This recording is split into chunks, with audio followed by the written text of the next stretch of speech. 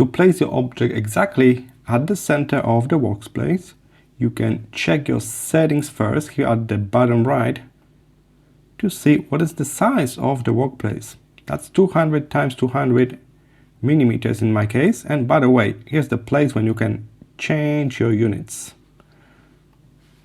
Alright, so I need to place it at the center of it. Unfortunately, I cannot use my alignment tool as there's only one object here.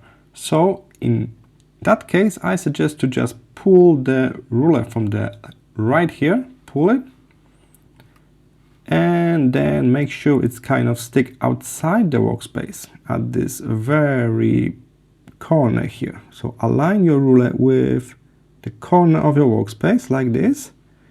And we are using endpoints, not midpoints, endpoints. All right. And now when you move your object around, it will kind of show the position on the ruler. You don't need to do any extra step. The ruler is here and it will activate automatically. So remember, we got 200 times 200, and now I just search for 100 times 100 point. That will be exactly the center of it. I can also override this here, 100, bam.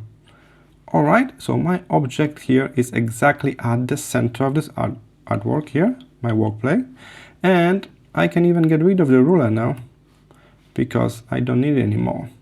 All right, so that's one of multiple ways of putting the object at the center. You can do it manually by simply looking at the grid line below, or you can do it other way around. Maybe you don't need such a large workplane. Maybe you change this to 50-50 and take a look. That would be way easier to manage with the small workplane like that if you got only one single object to place. All right, I hope this was helpful. See you in the next one.